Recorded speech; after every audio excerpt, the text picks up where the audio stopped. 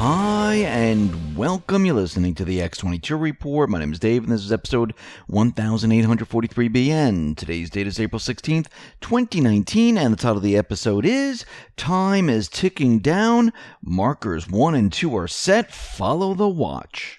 Now, before we get started, let me ask you something. What are you doing when you install computer antivirus software? Or you put a smoke detector in your home, or you sign a marriage prenuptial agreement? You're preparing. You're preparing for the worst. Same goes for building a food storage plan. You're preparing for when natural disasters strike, shelves go empty at your grocery store, or you can't get there because you're cut off from everything. The best way to prepare is with my Patriot Supply. I trust and use them, and you should too. A 2-week food kit gets you started. They're available now for a special price of only $75 when you go to preparewithx22.com. Let's get into the economic collapse, political and geopolitical news. Now, what we're seeing the deep state. They're trying to get ahead of all these stories that are coming out. The spying story, the declass, the Mueller report, you name it. They're trying to get ahead of it to explain to the people of what spying really means, what the Mueller report really is, and why it has to be unredacted, which, of course, if you follow the rule of law, Barr has to redact parts of this report. But again, the mainstream media, the clowns, the deep state, they don't care about that. They're just trying to get ahead of all of these stories. And one of the stories they're trying to get ahead of is Assange. Now, what's very funny about this is they're trying to take control of the narrative of who and what Assange is. And we know that Clinton and many other individuals, well, they wanted Assange for a very long time. Q has been showing us this in different emails. They would like him arrested. And now what they're doing is they're trying to shape a narrative, a story around Assange that he's just not a journalist. He's not a journalist at all. He's a terrorist. And he's equivalent and works with the terrorist groups like Al-Qaeda and the Taliban and things like that. So the FBI, and by the way, this is how desperate they're getting. The FBI produced affidavits language throughout, makes no mention of Assange acting in the way of journalist or publisher, but instead takes pains to paint him as conspiring to commit espionage. The document that they're producing further notes that though Manning suspected the person on the other end of the chat was Assange, he doesn't know for sure, he's just guessing. Ultimately, it took me 4 months to confirm that the person I was communicating was, in fact, Assange. Again, we have not seen any proof of this. The affidavit describes the individual in communication with Manning appeared, now listen to these words, appeared to have extensive knowledge of WikiLeaks' day-to-day operations, including knowledge of submissions of information to the organization, as well as of financial matters. Now, it says appears. The document uses maximal and hype language to describe one of the largest compromises of classified information in the history of the United States, yet struggles to ascertain whether illegal agreement that Assange and Manning reached specifically led to the release of the document trove, obviously crucial for charges against Assange to hold up. The document is left-reaching, trying to spin and insinuate a narrative that puts WikiLeaks and terrorist groups like the Taliban and Al-Qaeda in cahoots. It starts by claiming that after the release of the Afghanistan war reports, a member of the Taliban contacted the New York Times.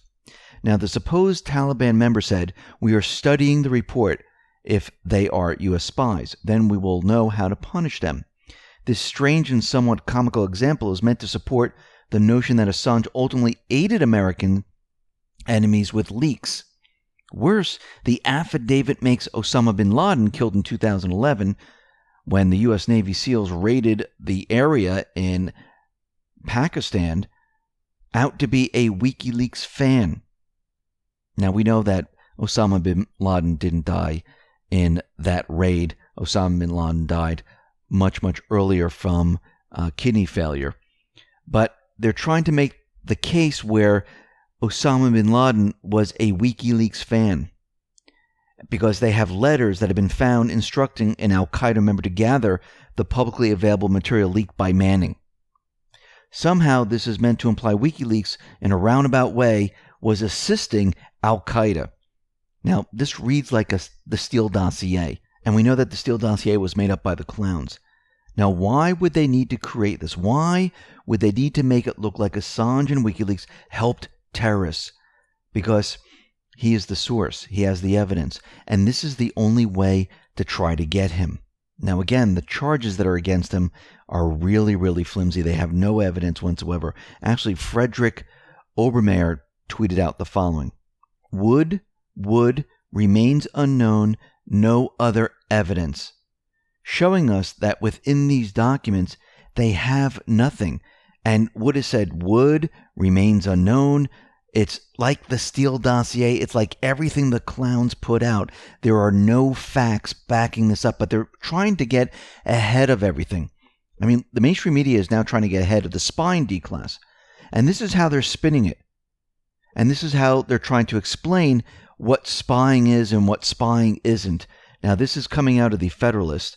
And Joe Scarborough would want you to believe that these actions are completely typical and normal, that informants are placed against campaigns all the time. Well, if that's true, can we see the list of all the other individuals they spied on so we can match it, so we can see who else they're doing it against?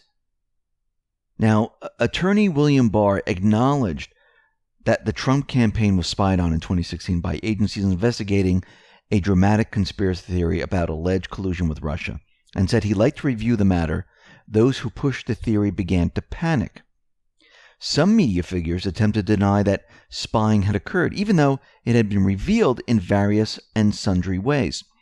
They conceded that overseas intelligence assets had been placed against the campaign, that wiretaps had been secured, and that the national security letters had been drafted.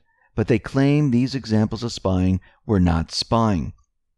Some tried to pretend that the only example of spying was the surveillance of Carter Page, but that it didn't count because he left the campaign before the surveillance began. There were a few problems, including the wiretaps can be used to secure information from months and years prior to the date it is obtained. Besides, Page had encounters with an overseas U.S. intelligence asset while he was still on the campaign. So had other campaign affiliates. Joe Scarborough said that while there was no evidence of spying, how does he know? Has he seen the investigation that Barr is doing? Has he seen anything? No. How would he know this? He's making that up. Such spying on political opponents is a totally normal and accepted practice. Really? You can just spy on other people just because you want to do it? And this doesn't go against the constitutional rights of every individual here in the country? Don't we need a warrant? And doesn't the warrant have to be issued with some basis behind it and all the facts given to the judge?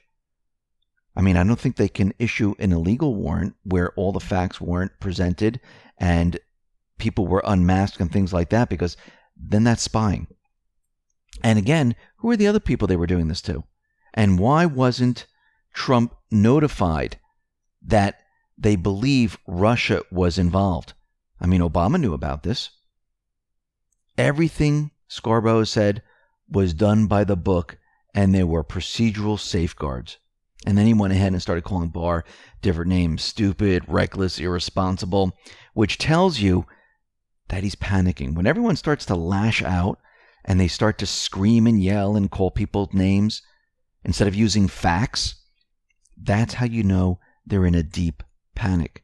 Now, Trump is continually tweeting out, continually telling the world that there is nothing, that there's no collusion, there's no obstruction, there's no Russian interference in the 2016 election.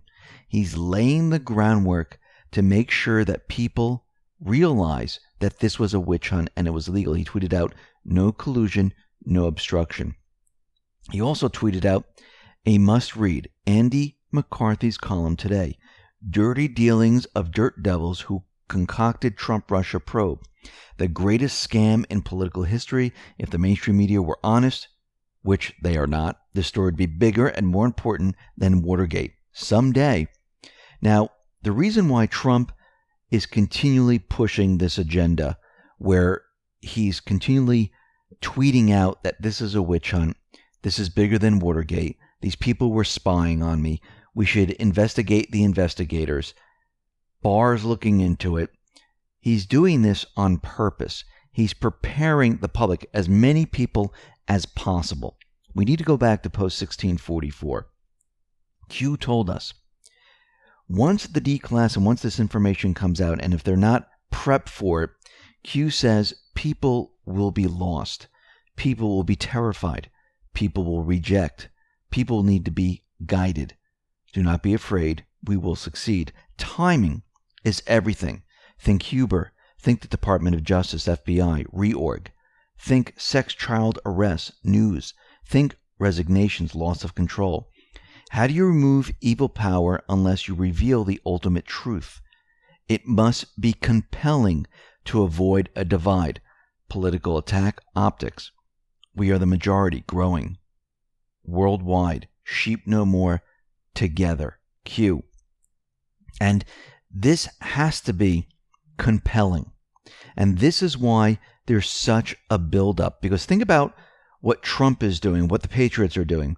They're telling everyone there's been spying. They're telling everyone that something happened in the Obama administration where individuals were trying to get rid of the President of the United States and spied on the President of the United States.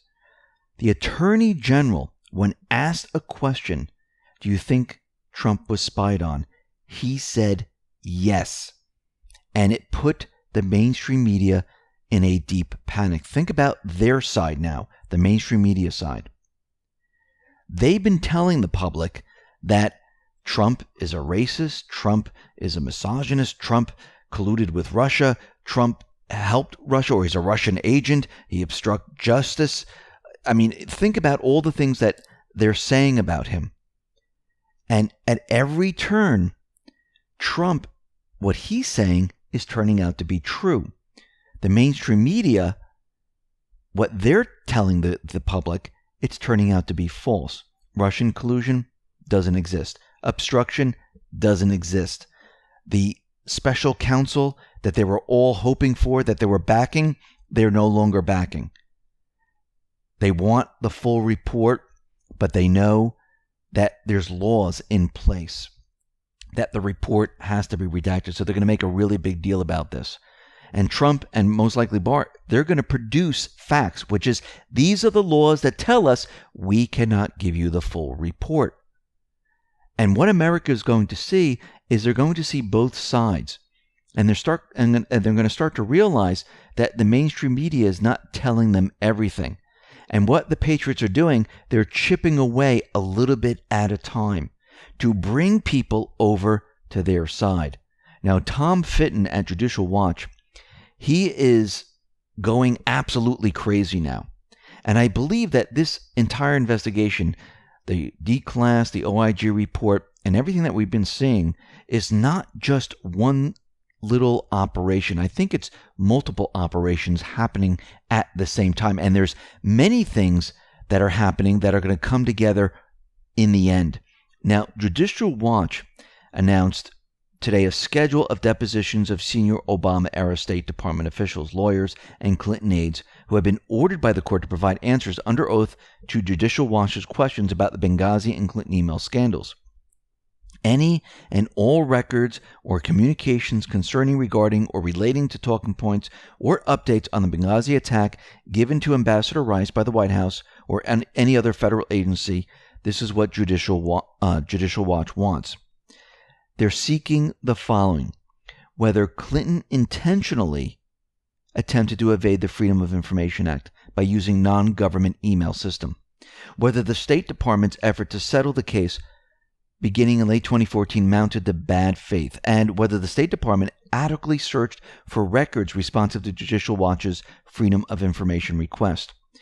April 23rd, deposition of Cheryl Walter, former State Department Director of the Office of Information Programs and Services, Global Information Services. On April 26th, Judicial Watch has taken the deposition of Gene Smilansky, a State Department lawyer. April 30th, there's going to be a deposition of Monica Tillery, a State Department official. May 7th is going to be a deposition of Jonathan Wasser, and this goes on and on and on. And Judicial Watch is also going to get written statements from Monica Hanley, Hillary Clinton's former confidential assistant at the State Department, E.W. Priestab, Susan Rice, Ben Rhodes. All these people have to hand in their answers under oath, and they have to answer all the questions Judicial Watch is asking. And remember, it is under oath. Now, Judicial Watch is suing for communications of top FBI and Clinton DNC lawyers. They announced today that it filed a Freedom of Information Act lawsuit against the Justice Department for communications between General Counsel James Baker and Michael Sussman, a Perkins Coie lawyer partner and former Department of Justice attorney. While at Perkins Coie, Sussman represented the Democratic National Committee and Hillary Clinton's campaign during the time Perkins Coie secretly paid for the development of the anti-Trump dossier the Department of Justice used to obtain FISA warrants to spy on the Trump campaign. The lawsuit was filed after the FBI failed to respond to the Freedom of Information Act request. This was on October 5, 2018. So Judicial Watch wants any and all records of communications between James Baker and Perkins Coie partner Michael Sussman. Any and all records created in preparation for, during, and or pursuant to any meeting between Baker and Sussman, and any and all calendar agendas or similar records, either in paper or electronic format, documenting the schedule and activities of Mr. Baker. The time frame for this request is between January 1st, 2016 and December 31st, 2016. So it looks like Judicial Watch is going full force into getting all this information. And normally, Tom Fitton gets his way. We see that the staff at the U.S. Office of U.S. Citizenship and Immigration Services, USCIS, are preparing to enforce President Trump's Remain in Mexico policy, which returns asylum seekers to Mexico while they await a hearing. Now remember, the Ninth Circuit Court, they overruled the other ruling, and now it makes it possible for Trump to go ahead and return these individuals back to Mexico. Now, a couple reports ago, we mentioned something about Venezuela and Cuba and how Pence was mentioning Cuba, and now Pompeo is mentioning Cuba, where Cuba is helping Venezuela. And then we come to find out today that Trump will allow U.S. citizens to sue companies doing business in Cuba in his latest move to ramp up pressure on the communist island nation. Now remember, Bill Clinton, George W. Bush, and Barack Obama waived the provision out of concern that a flurry of lawsuits against European and other companies could trigger a diplomatic crisis. Well, is that the real reason they decided to do this? I don't think so. The State Department telegraphed the move last month when it stopped the waivers on short-term basis. Now, the administration has recently taken a number of actions to increase pressure on the countries, including new sanctions against companies transporting oil from Venezuela to Cuba. I'm starting to believe that Cuba is the main culprit here. And this is what their real target is. And they're allowing the neocons, the deep state, to do whatever they're going to do in Venezuela, which is completely failing anyhow. And we're starting to see that their real target was always Cuba. Remember, they're going after deep state individuals. And I believe the deal that Obama struck was to set up another deep state black site in Cuba, just like it was in North Korea, just like it is in Iran. And I believe Trump and the Patriots are cracking down on these individuals. I mean, the IMF was out there, and I do not like the IMF whatsoever. They're saying that they don't recognize Guaido as the president. They recognize Maduro and whoever is elected by the people. So even though everyone is out there saying, well, all these countries are recognizing Guaido, it's meaningless, because the people have to decide who they want as a president. Remember, Venezuela has a voter ID system. And guess what? That's pretty hard to beat. So it looks like everything is moving towards Cuba. Now, Judicial Watch, once again, they are suing the State Department for John Kerry's shadow diplomacy records to salvage the Iran nuke deal. Now, it was reported by the Boston Globe that Obama's former Secretary of State, John Kerry, had been secretly meeting with foreign officials to salvage the Iran's nuclear weapons program when Trump completely said, we're getting rid of it. And the Boston Globe said the following: John Kerry sat down at the United Nations with Foreign Minister Zarif to discuss ways of preserving the pact limiting Iran's nuclear weapons program. It was the second time in about 2 months that the two had met to strategize over salvaging a deal they spent years negotiating during the Obama administration, according to a person briefed on the meeting. With the Iran deal facing its gravest threat since it was signed in 2015, Kerry has been an aggressive yet stealthy mission to preserve it, using his deep list of contacts gleaned during his time as the top U.S. diplomat to try to apply pressure on the Trump administration from the outside. President Trump, who has consistently criticized the pact and campaigned in 2016 on scuttling it, faces a May 12th deadline to decide whether to continue abiding by its terms. Now, we know that Trump went ahead and said, we're done here. John Kerry also reportedly met with Macron in New York and Paris. So, John Kerry is going around as a citizen and dealing with leaders to talk about the Iran nuclear deal. This is not allowed. And Trump's current Secretary of State Mike Pompeo, called John Kerry's meeting with the world's largest state sponsor of terror unseemly and unprecedented and beyond inappropriate.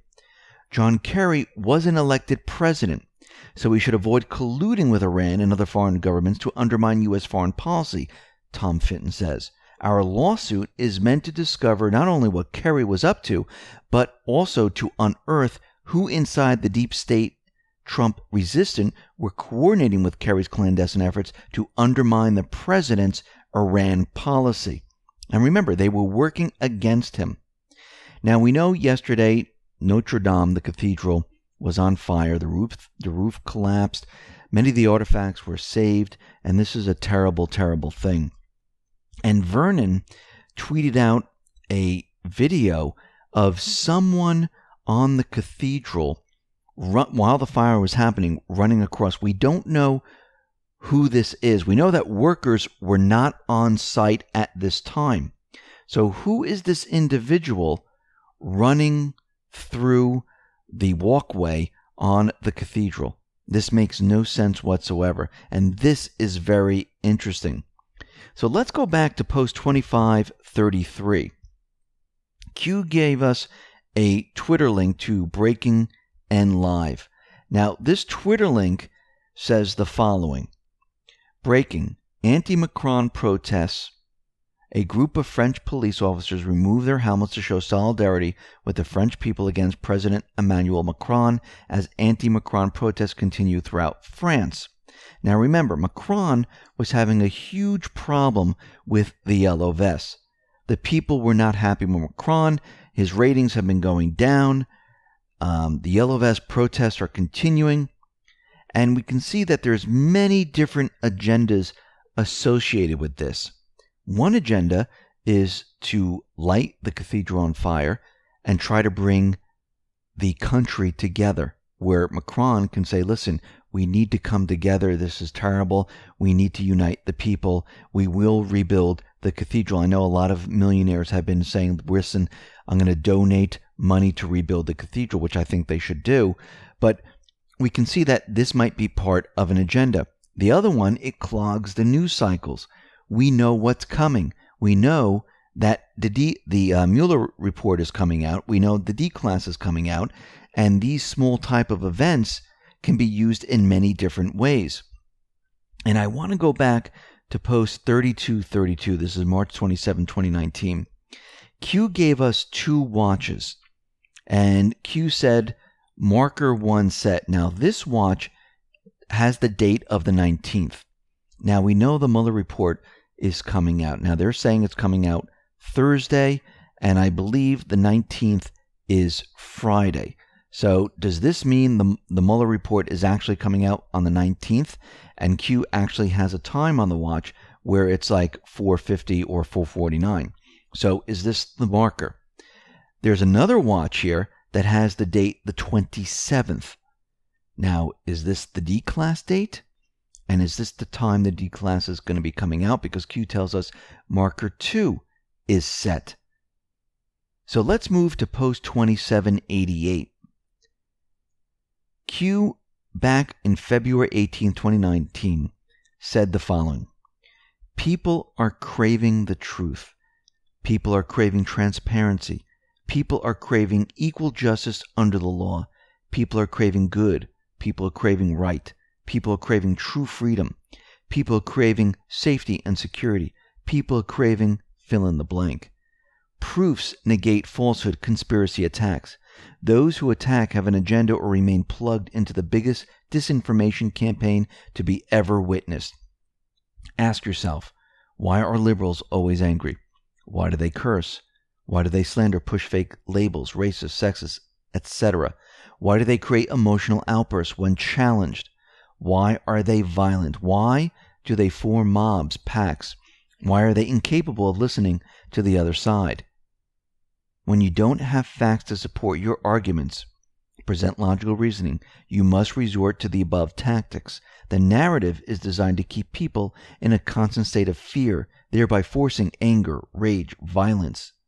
They want you divided. Divide by race, divide by class, divide by religion, divide by political affiliation. Divide as human beings. Divide, you are weak. Together you are strong. When you are strong, you think for yourself. When you are strong, you challenge what you are told to believe. When you are strong, you are awake. When you are strong, you are no longer controlled. Trust yourself. Trust that you are not alone. Trust that there are good people right beside you fighting for what we know to be right. God bless you all. Where we go one, we go all. And the deep state, their biggest fear is to have a population completely wake up and stop believing them. Because once this happens, the people will unite. And if we go back to the post that we just read, and that is Q's post 1644, to have this happen, what needs to be done? Q says, how do you remove evil in power unless you reveal the ultimate truth? It must be compelling. What's going to be revealed is going to be compelling, to show that there are people in this country that were not doing things for the benefit of the people. They were treasonous. They were doing it for themselves. They were doing it to take away the people's rights. They were doing it to create anger amongst the people and keep them divided. They were doing it to change the country. This is compelling, because once you learn the truth, once you learn the facts, they can't fight it, because that means the people have awoken. They're completely woken up, and you can't put them back to sleep. That's what's coming. That's what this is all about. It's bringing this country together once again to fight the true enemy. Listen, everyone, thanks a lot for listening. Be well, be safe, and especially be prepared. Thanks a lot.